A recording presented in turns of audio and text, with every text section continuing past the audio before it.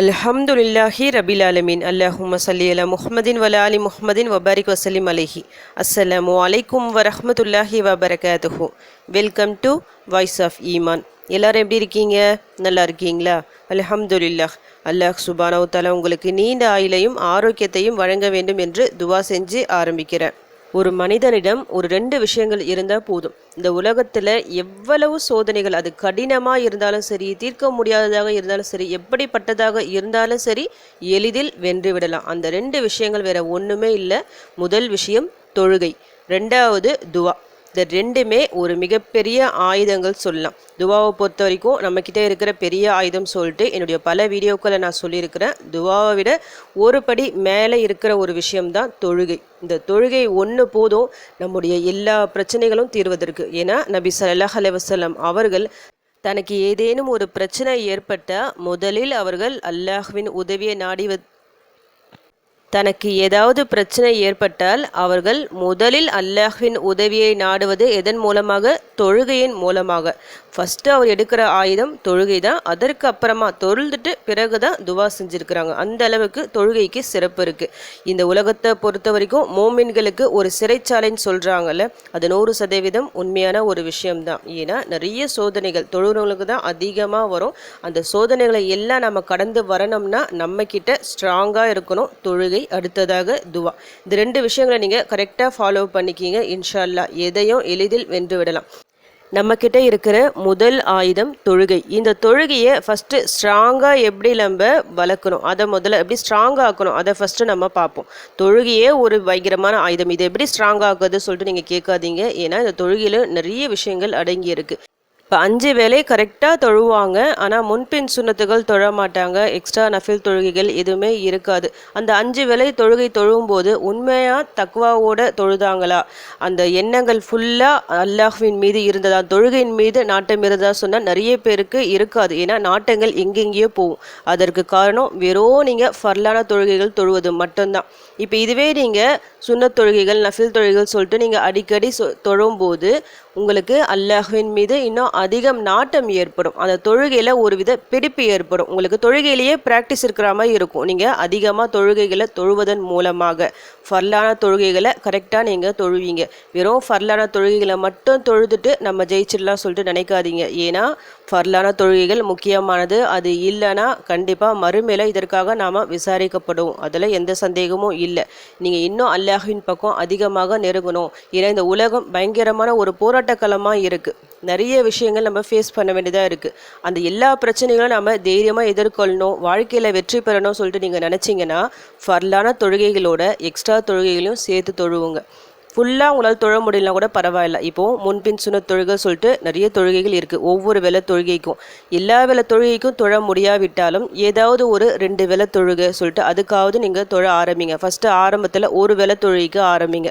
உதாரணத்துக்கு சொல்ல போகிறதா இருந்தால் ஃபஜ்ர் தொழுகைக்கு முன் சுன்னத் ஒரு 2 ரக்காத்து.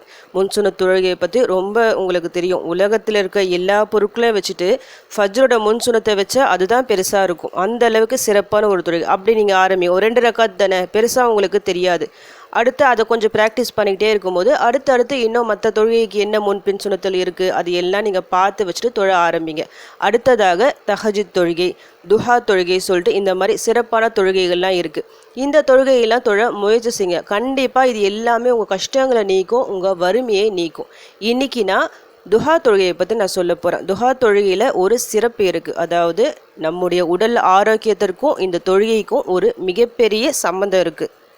அது என்னன்னா, நமது உடம்பில் மொத்தம் 360 மூட்டுக்கள் இருக்குது. அந்த ஒவ்வொரு மூட்டுக்காகவும் கண்டிப்பாக ஒருவர் தர்மம் செய்தாக வேண்டும். டெய்லியும் நம்மால் அத்தனை மூட்டுகளுக்காகவும் தர்மம் செய்ய முடியுமா சொல்லி கேட்டால் தெரியாது. பெரிய பெரிய பணக்காரங்க கூட இதை செய்வதில்லை. ஆனால் அது எல்லாத்தையும் ஈடுகட்டுற ஒரு விஷயம் இருக்குது. அது துஹா தொழுகை. துஹாவில் ஒரு 2 ரக்காத், அந்த துஹா நேரத்தில் 2 ரக்காத் நீங்கள் தொழுதா போதும். ஒவ்வொரு நாளும் தொழணும். உங்கள் உடம்புல இருக்கிற 360 மூட்டுகளுக்கும் அந்த சதகா கொடுத்த நன்மை உங்களுக்கு கிடைக்கும் இப்படின்னு நபி ஸல்லல்லாஹு அலைஹி வஸல்லம் அவர்கள் கூறியுள்ளார்கள். இப்போது இந்த தொழுகையை நீங்கள் வழக்கமாக தொழுதுட்டு வருபவராக இருந்தால் கண்டிப்பாக உங்கள் உடல் நல்ல ஆரோக்கியமாக இருக்கும். உடல் ஆரோக்கியம் மட்டும் இல்லை, மனதிலையும் ஒரு தெம்பு இருக்கும், மனக்கவலைகள் எல்லாமே நீங்கும். உங்கள் வறுமையை நீக்கக்கூடிய தொழுகையாக இது இருக்கும். அந்த அளவுக்கு சிறந்த ஒரு தொழுகை தான் துஹா தொழுகை.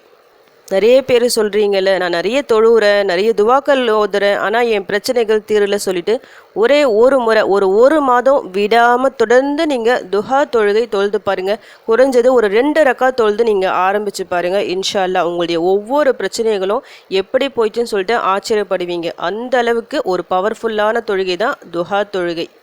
இந்த தொழுகையை எப்போ தொழலான்னா, சூரியன் உதிக்குது பார்த்தீங்களா, உதிச்சிட்ட பிறகு ஒரு 10-15 நிமிஷம் கழிச்சு அதுலேருந்து டைம் ஸ்டார்ட் ஆகும். அதுலேருந்து சூரியன் உச்சிக்கு வருதில்ல, அதற்கு முன்னாடி ஒரு 10-15 நிமிஷம் முன்னாடி வரைக்கும் தொழலாம். எப்படி நியத்து வைக்கணும்னா, இது மாதிரி நான் துஹா தொழுகிறேன், இத்தனை ரக்கா தொழுகிறேன்னு சொல்லிட்டு மனசார நியத்து வச்சுட்டு நீங்கள் தொழ ஆரம்பிங்க. வழக்கமாக நீங்கள் எப்படி தொழுவீங்களோ, என்னென்ன சூறாக்கள் ஓதுவீங்களோ அதே மாதிரி நீங்கள் ஓதி தொழுவலாம். இதற்கென தனிப்பட்ட சூறாக்கள் எதுவுமே இல்லை. குறைஞ்சது 2 ரக்காத்துக்கள், அதிகபட்சம் சில அறிஞர்கள் என்ன சொல்கிறாங்கன்னா 8 ரக்காத்து வரைக்கும் தொழலான்னு சொல்கிறாங்க. சில மார்க்க அறிஞர்கள் 12 ரக்காத்து வரைக்கும் தொழலான்னு சொல்கிறாங்க. கருத்து வேறுபாடுகள் இருக்குது. சில அறிஞர்கள் சொல்கிறாங்க உங்கள் விருப்பப்படி எத்தனை ரக்காத்து வேணாம்னாலும் தொழலாம் அப்படின்னு சொல்கிறாங்க. அதனால உங்கள் விருப்பப்படி உங்களால் முடிஞ்சது எத்தனை ரக்காத்தோ அத்தனை ரக்காத் தொழுவுங்க. இது தொழுதுட்டு கூடவே உதறா மாதிரி சில தஸ்பீஹல் இருக்குது, ரொம்ப ஈஸியான தஸ்பீஹ்.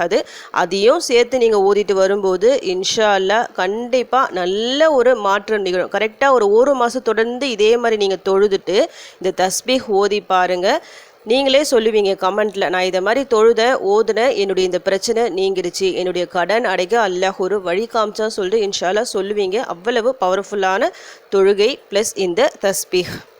நபி ஸல்லல்லாஹு அலைஹி வஸல்லம் அவங்க என்ன சொல்லியிருக்காங்க, அந்த ஹதீஸில் ஒவ்வொரு மூட்டுக்காகவும் நீங்கள் சதக்கா செய்யுங்க, அது இந்த துஹாவுடைய 2 ரக்காத்துக்கள் ஈடுகட்டும் அப்படின்னு சொல்லியிருக்காங்க. இன்னொரு ஹதீஸில் என்ன இருக்குன்னா, ஒவ்வொரு சுபஹானல்லாஹ், நீங்கள் சுபஹானல்லாஹ் சொல்கிறீங்க பார்த்தீங்களா, அது ஒன்று தர்மம். அதே மாதிரி லா இலாஹ இல்லல்லாஹ் சொல்கிறீங்க பார்த்தீங்களா, அதுவும் ஒரு தர்மம். ஒவ்வொரு தக்பீர்னா அல்லாஹு அக்பர், அதுவும் ஒரு தர்மம் தான். இப்போது இந்த 3 தஸ்பீஹை சொல்லியிருக்கிறாங்க, சுபஹானல்லாஹ், லா இலாஹ இல்லல்லாஹ், அல்லாஹு அக்பர். இந்த 3 திக்ருகளுக்கு கூட நீங்கள் அல்ஹம்துலில்லாஹ் இதையும் சேர்த்துக்கலாம். ஏன்னா இதை சொன்னாலும் சதக்கா கொடுத்தா அந்த நன்மை உங்களுக்கு கிடைக்கும். அப்போது இப்படியும் நீங்கள் செய்யலாம். இது எல்லாத்தை விட சிறந்தது முற்பகல் நேரத்தில் தொழும் 2 ரக்காத்துக்கள் அப்படின்னு நபி அவர்கள் சொல்லியிருக்கிறாங்க. இந்த 2 ஹதீஸையும் ஒன்றா சேர்த்து பார்த்தா துஹா தொழுதுட்டு இந்த 3 திக்ருகளை நீங்கள் ஓதுவது மிக சிறந்ததாக உங்களுக்கு இருக்கும். இப்போ நார்மலாக நம்ம தொழுகை முடிச்சுட்டு திக்ருகள் ஓதுவோம்ல, சுபஹானல்லாஹ் 33 முறை ஓதுவோம், அல்ஹம்துலில்லாஹ் 33 முறை, அல்லாஹ் அக்பர் 34 முறை. இதே போல் லா இலாஹ இல்லல்லாஹ் சேர்த்தும் ஓதுவாங்க.